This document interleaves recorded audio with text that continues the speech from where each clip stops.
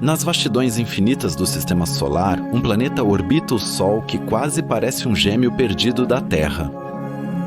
Ele faz isso em uma órbita tão precisa e bem ordenada como se tivesse sido projetada por um relojoeiro.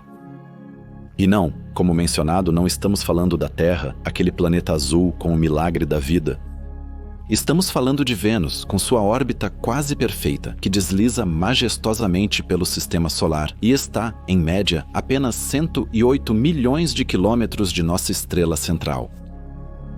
Uma vizinha cósmica direta, cuja inclinação orbital é tão insignificante que ela quase dança no mesmo plano que a Terra ao redor do Sol, o que lhe confere uma existência aparentemente tranquila e constante. No entanto, essa é uma calma extremamente enganosa, que obscurece a verdadeira natureza deste planeta enigmático.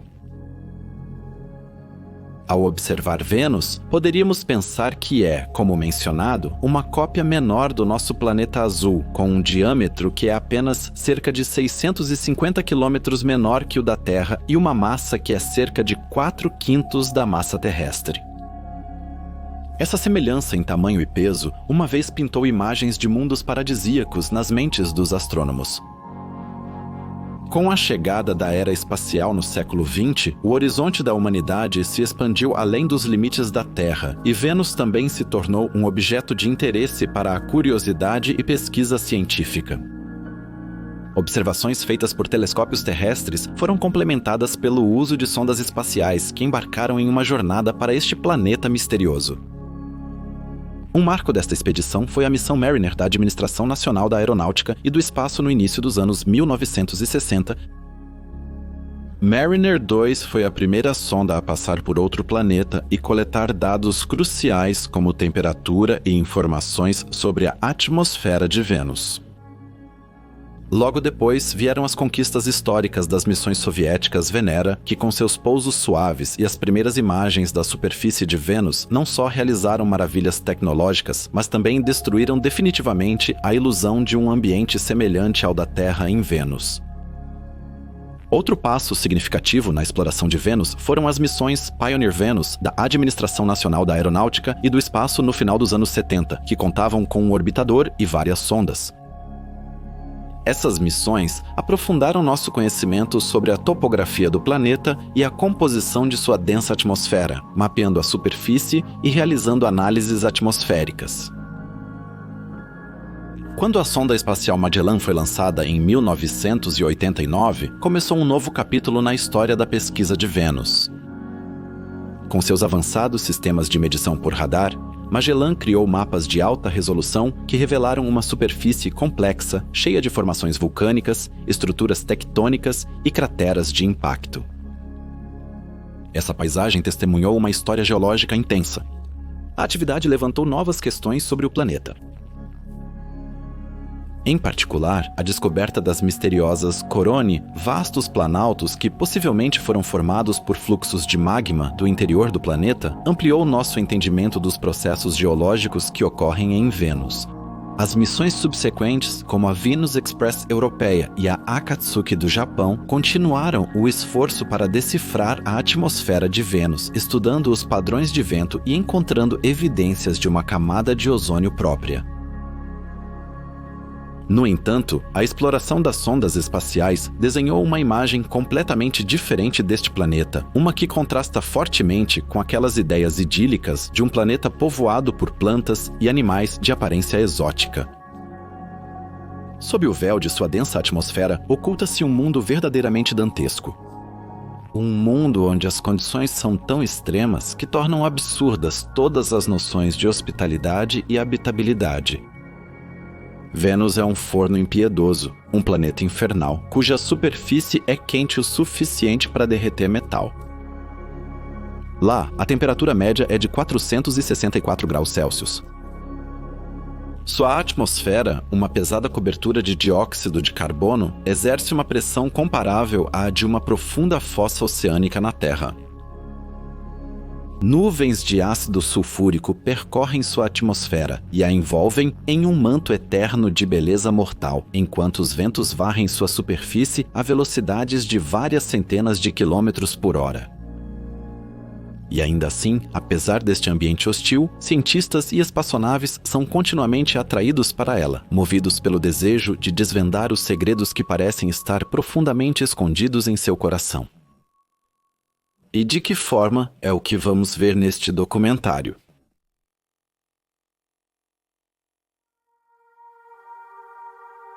Por que especificamente Vênus, você deve estar se perguntando? Porque um planeta que, de acordo com a descrição que acabamos de dar, é a definição de um inferno. Um planeta com uma atmosfera ultradensa, temperaturas assassinas e uma atmosfera ácida. Qualquer material orgânico, se estivesse desprotegido em sua superfície, se decomporia em frações de segundo. Em contraste com a superfície absolutamente extrema, acima das nuvens de Vênus, em uma área onde a luz do Sol ainda dança suavemente através do véu de gás não tão denso, revela-se um mundo surpreendentemente semelhante ao nosso. Aqui, 50 quilômetros acima da superfície, encontram-se condições que lembram um suave despertar da primavera na Terra. Pressão, densidade, gravitação e proteção contra a radiação são quase idênticas às do nosso planeta natal. Este surpreendente paraíso nas alturas de Vênus foi destacado por um estudo interno da Administração Nacional da Aeronáutica e do Espaço conhecido como o Conceito Operacional de Alta Altitude de Vênus, ou HAVOC em resumo. Podemos traduzir isso como Conceito Operacional de Vênus em Grande Altitude Atmosférica. O objetivo desta iniciativa inovadora é desenvolver uma estratégia de exploração gradual para Vênus que prevê o uso tanto de robôs quanto de humanos na atmosfera estrangeira. De acordo com a Administração Nacional da Aeronáutica e do Espaço, a visão do HAVOC é possibilitar uma missão tripulada de 30 dias, e assim estabelecer um novo marco na história da exploração espacial humana. A ideia de uma presença humana nas nuvens de Vênus é mais do que apenas um sonho audacioso. É um quebra-cabeça tecnológico esperando para ser montado. HAVOC requer uma série de tecnologias-chave, desde enormes veículos de entrada Arrow, que podem transportar pessoas com segurança através da atmosfera, até freios de alta velocidade para a entrada supersônica na atmosfera de Vênus. Além disso, há sistemas de armazenamento criogênico de longo prazo para o transporte de combustíveis através do vácuo gelado do espaço, a capacidade de Captura Arrow, uma técnica em que uma nave utiliza a atmosfera de um planeta para desacelerar e entrar em outra órbita, tanto em Vênus quanto na Terra, e finalmente a capacidade de inflar rapidamente dirigíveis em uma atmosfera estrangeira. Cada uma dessas tecnologias é importante não apenas para o planeta vermelho, Marte, mas também tem o potencial de revolucionar a exploração de Vênus. A ascensão às estrelas pode em breve passar através das nuvens de Vênus. O conceito HAVOC prevê uma abordagem evolutiva em 5 fases para a exploração de Vênus, com as principais atividades ocorrendo cerca de 50 quilômetros acima de sua superfície. O programa quer começar na primeira fase com dirigíveis robóticos não tripulados que exploram a atmosfera e coletam dados, seguidos por missões tripuladas sem pouso na superfície de Vênus, onde os astronautas poderiam controlar os dirigíveis a partir da órbita de Vênus. As fases seguintes serão mais ambiciosas. Na fase 3, humanos trabalhariam por 30 dias na atmosfera de Vênus em um dirigível, com a duração da viagem limitada pela mecânica planetária, já que a janela de retorno para a Terra após a chegada da tripulação fica aberta por apenas cerca de 30 dias. Uma missão mais longa, de até 1 ano, está prevista para a fase 4, onde o retorno à Terra está planejado para a próxima janela de retorno disponível. O objetivo a longo prazo é estabelecer uma presença humana permanente na atmosfera de Vênus na fase 5. O conceito da Administração Nacional da Aeronáutica e do Espaço se concentra principalmente nas fases 1 a 3. A missão da fase 1, que é apoiada por robôs, seria uma missão de mão única, onde as sondas permaneceriam na atmosfera de Vênus após a chegada. Não está previsto um retorno à Terra. Para a missão tripulada da fase 3, 3 possibilidades de pré-posicionamento estão em discussão. Uma missão direta, um chamado Encontro em Órbita Terrestre ou Encontro em Órbita Terrestre, onde todos os elementos são reunidos na órbita terrestre e enviados juntos para Vênus. um encontro em órbita de Vênus, onde a aeronave é posicionada previamente em uma órbita de Vênus e a tripulação chega mais tarde na nave espacial. Bem como um encontro na atmosfera de Vênus, onde a aeronave e a tripulação na nave espacial chegam separadamente na atmosfera de Vênus. Especialmente a opção em órbita terrestre representaria um grande desafio, pois o tamanho do pacote de lançamento montado torna improvável uma manobra de captura aérea em Vênus com as tecnologias atuais. No entanto, se reduzíssemos as dimensões do pacote de lançamento, poderíamos capturá-lo em Vênus e montar a maioria dos materiais lá, o que certamente seria muito mais barato do que 50 milhões de quilômetros de Vênus. Os preparativos parecem bem extensos no início. Mas como os cientistas pretendem garantir que o material usado para o veículo não seja destruído pela atmosfera de Vênus?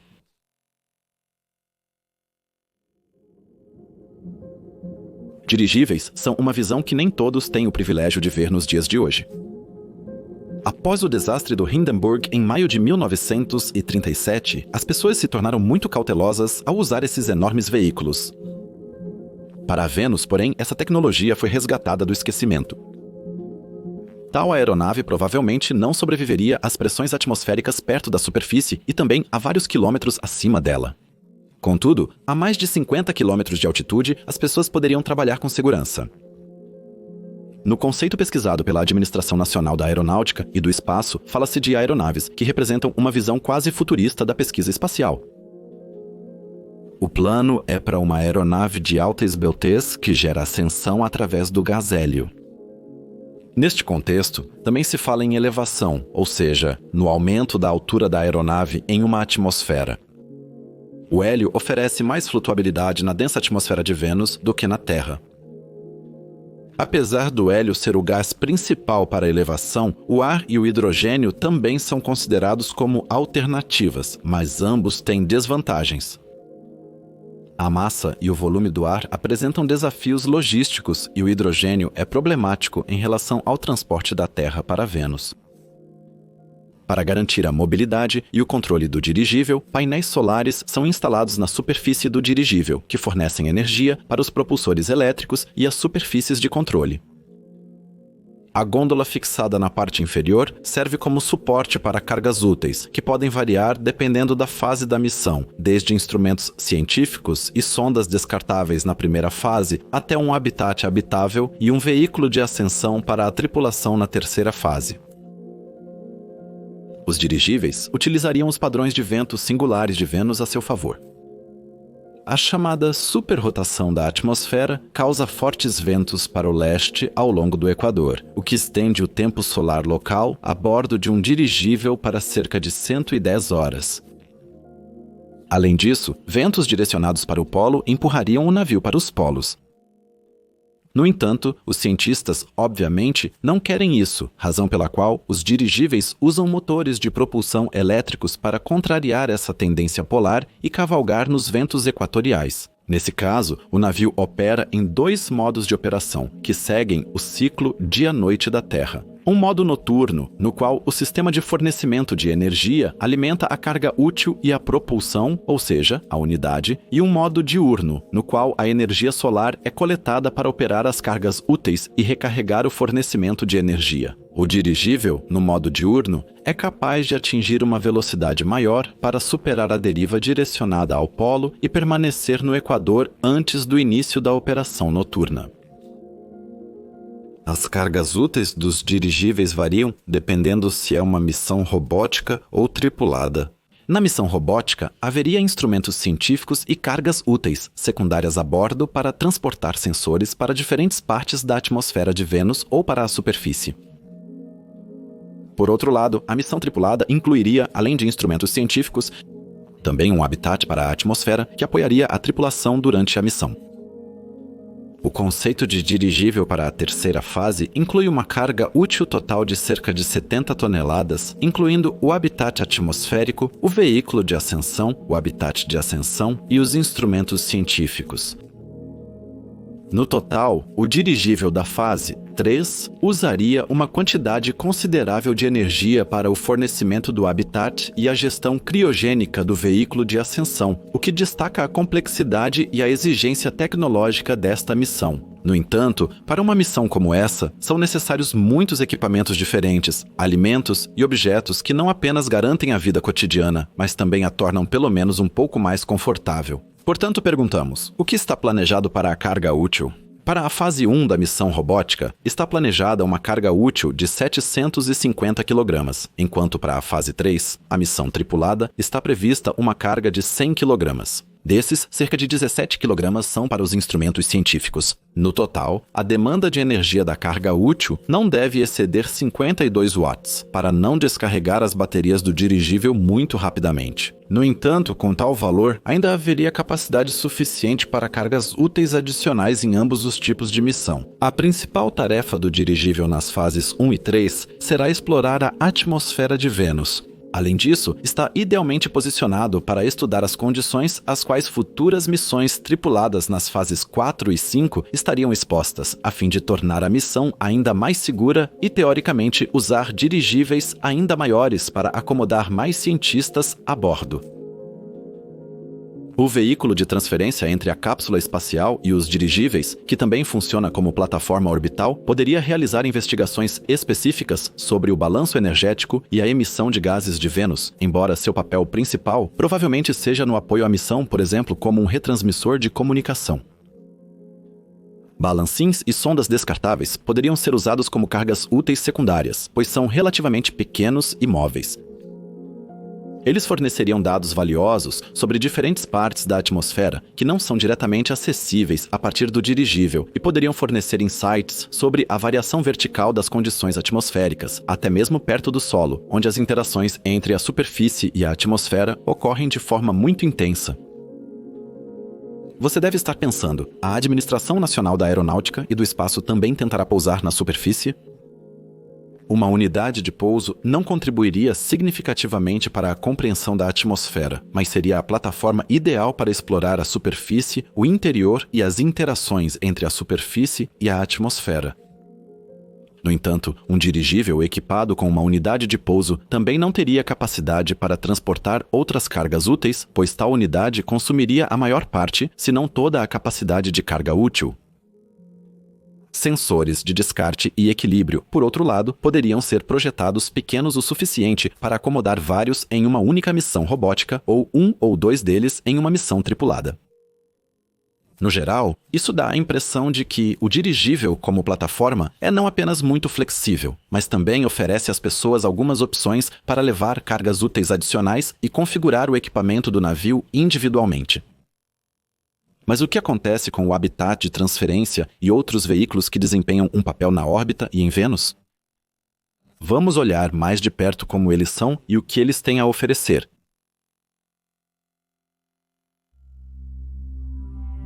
Acabamos de falar sobre as diferentes fases da missão HAVOC. Enquanto a fase 1 envolve o uso de robôs para uma abordagem cautelosa às condições extremas da atmosfera de Vênus, a fase 3 envolve até mesmo uma tripulação humana.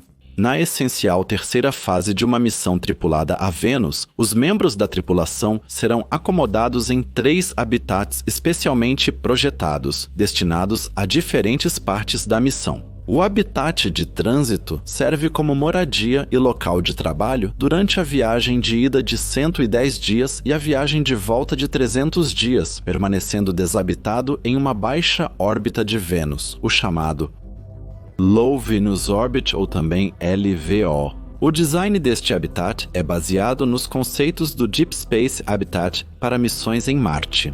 Durante a duração da missão atmosférica na fase 3, a tripulação ocupa o habitat atmosférico, que flutua na baixa órbita de Vênus, acompanhado pela aeronave até a sua chegada.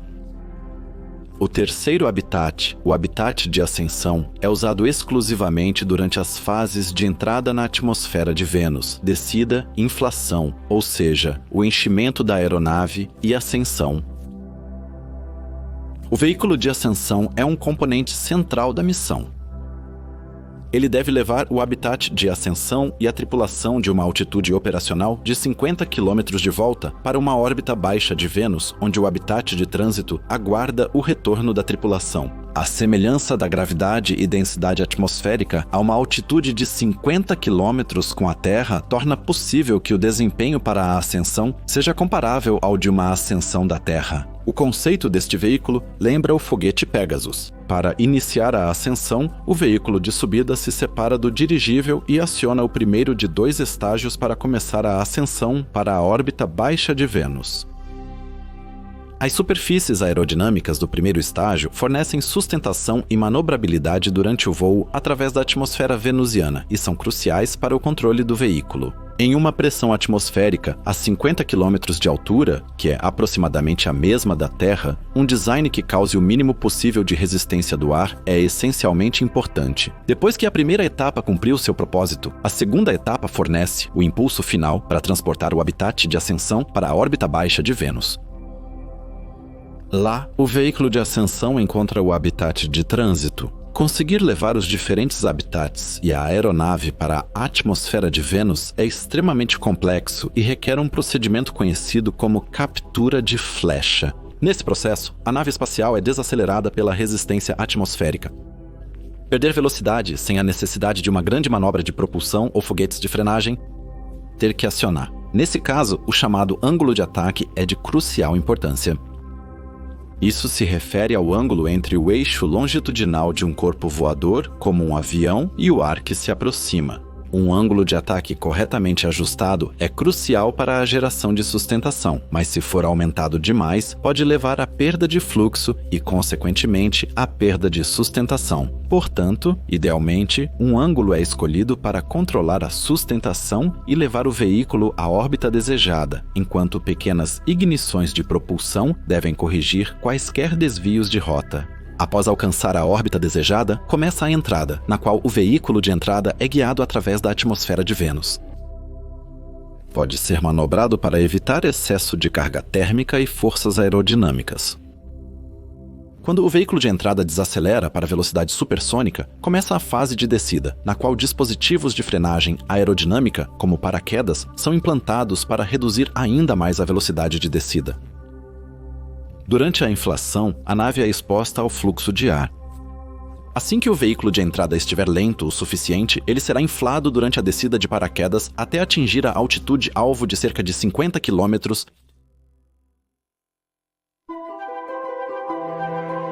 Muitos de vocês provavelmente imaginaram a colonização de Vênus antes deste vídeo, com humanos vivendo em cidades nas nuvens, apoiadas em enormes pernas de quilômetros de comprimento, estendendo-se até a superfície. No entanto, tal construção seria quase impossível, pois ventos fortes a desgastariam e destruiriam os edifícios mais rápido do que eles poderiam ser construídos. Por isso, dirigíveis e habitats móveis na atmosfera são uma possibilidade realista para colonizar este planeta infernal. No entanto, Vênus e seu ambiente severo apresentam alguns perigos que gostaríamos de discutir agora. Isso começa já na fase de captura de flecha. Uma aeronave que se dirige para a atmosfera de Vênus está aqui em um dos momentos mais críticos e perigosos da missão. Na superfície, a atmosfera de Vênus é densa e extremamente quente, com temperaturas altas o suficiente para derreter chumbo, e uma pressão semelhante à do fundo do oceano na Terra. No entanto, as camadas superiores da atmosfera são um pouco mais amigáveis, embora aqui possam ocorrer ocasionais desvios da atmosfera inferior que podem causar tempestades violentas ou turbulências, que poderiam danificar as aeronaves durante o processo de aerocaptura. Neste processo, a aeronave utiliza a resistência atmosférica para perder velocidade e entrar em órbita. No entanto, isso traz o risco adicional de danificar ou até mesmo destruir o veículo devido ao imenso calor e à enorme pressão das turbulências atmosféricas. Outro perigo é o chamado creep térmico, onde os materiais da aeronave podem alterar suas propriedades devido à exposição constante ao calor durante a entrada, o que pode levar a um comprometimento da integridade estrutural ou falha dos sistemas de proteção térmica. Além disso, há o risco de instabilidade aerodinâmica, onde a aeronave pode não ser capaz de resistir às enormes forças aerodinâmicas geradas durante o voo através da densa atmosfera de Vênus, o que pode levar a um voo incontrolável ou a uma queda. Finalmente, temos outra fase crítica com a fase de inflação da aeronave, onde ela assume sua forma final e é preparada para voar. O processo de inflar a aeronave deve ser controlado com precisão, pois uma falha no sistema de inflação pode fazer com que a aeronave não atinja sua integridade estrutural e seja incapaz de realizar as missões científicas planejadas ou fornecer um ambiente seguro para os astronautas. Os mecanismos de inflação precisam ser resistentes ao ambiente corrosivo de Vênus e não podem ser afetados pelos produtos químicos existentes. Além disso, a aeronave pode entrar em camadas atmosféricas instáveis durante a inflação, o que dificulta significativamente a inflação completa, ou seja, a completa inflação e estabilização, e pode até levar à perda da aeronave. E agora, vamos supor que os engenheiros previram todos esses perigos e equiparam as aeronaves com uma tecnologia que torna os obstáculos mencionados em nenhum problema. E se as pessoas já estivessem a bordo das aeronaves e houvesse uma falha de comunicação ou outras falhas causadas pelo Sol? Planetólogos certamente estudariam minuciosamente a atmosfera de Vênus antes de uma missão tripulada, evitando possíveis erros. Sabemos que os corpos celestes abrigam surpresas desconhecidas que mesmo as mentes mais brilhantes não podem prever ou que ainda não foram descobertas com sondas e telescópios. Interrupções na comunicação são apenas um dos desafios em missões espaciais, principalmente na exploração de atmosferas planetárias, como a de Vênus. A densa atmosfera de Vênus pode absorver ou dispersar ondas de rádio, o que pode levar a uma perda de sinal. Isso é intensificado pelas perturbações ionosféricas, que podem afetar as ondas de rádio transmitidas entre as aeronaves na atmosfera, bem como as sondas espaciais em sua órbita e a Terra. A atmosfera de Vênus contém camadas com diferentes densidades de íons que podem refletir ou refratar ondas de rádio de maneira diferente. Isso pode levar a deslocamentos de fase, distorções de sinal e, finalmente, a uma perda temporária ou total da comunicação. Sem uma comunicação confiável, não é possível transmitir dados em tempo real e o controle terrestre não pode controlar efetivamente a nave espacial ou reagir a eventos imprevistos. A missão poderia confiar em comandos pré-programados e sistemas autônomos, mas isso aumentaria significativamente o risco de mal-entendidos ou o confronto com problemas inesperados para os quais não haveria solução pronta e que, no pior dos casos, poderiam levar a um desastre.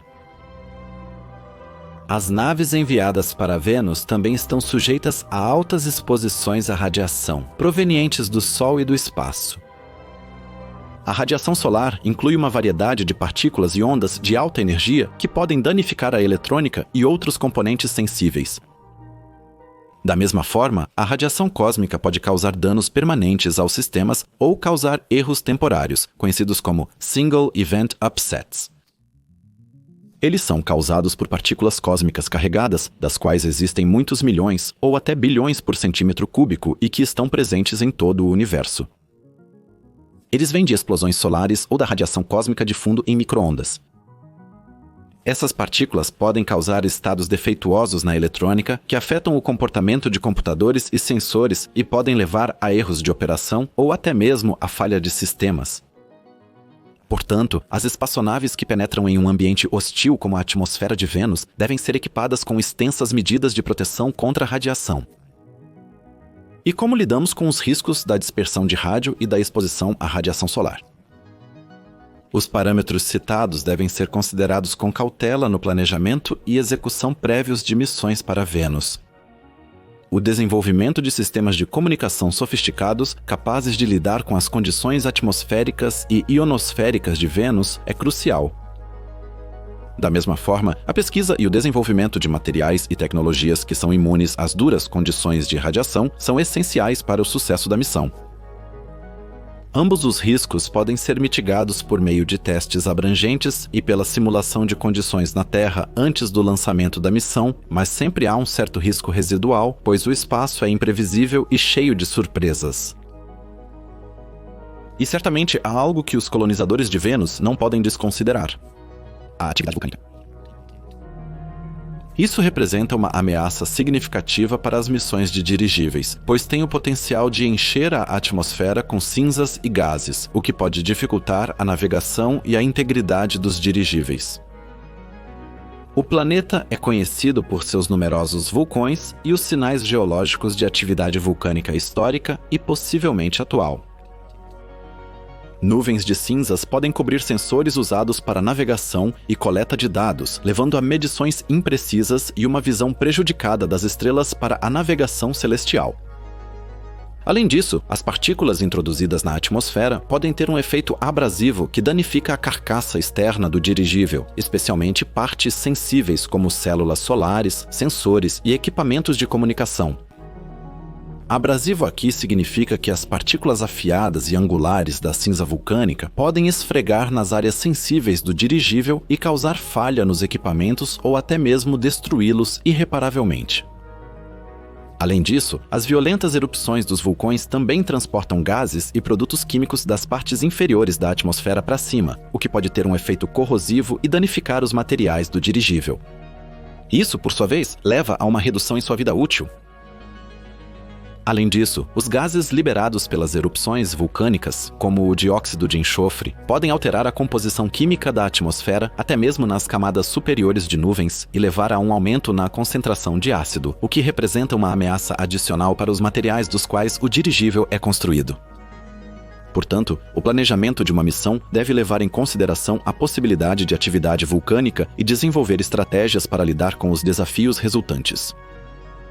Isso pode envolver o uso de materiais resistentes aos componentes agressivos da atmosfera de Vênus, bem como algoritmos de previsão avançados para evitar áreas com potencial alta atividade vulcânica. A monitorização dos vulcões a partir da órbita antes e durante a missão pode ajudar a identificar áreas potencialmente perigosas e ajustar as rotas de voo de acordo para minimizar o risco para as aeronaves o máximo possível.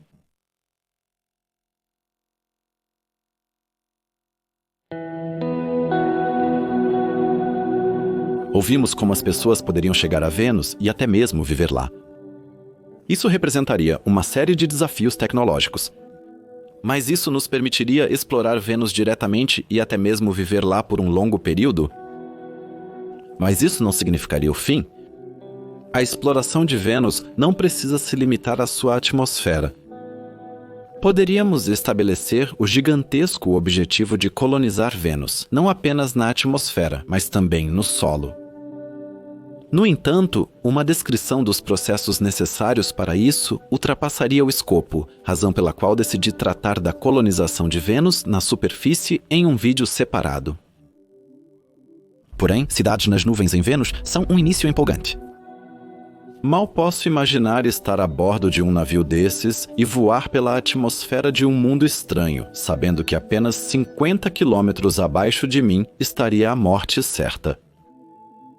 A superfície de Vênus realmente não é um lugar divertido e certamente é o ambiente no sistema solar que mais se assemelha ao inferno, depois do próprio Sol e do lado ensolarado de Mercúrio.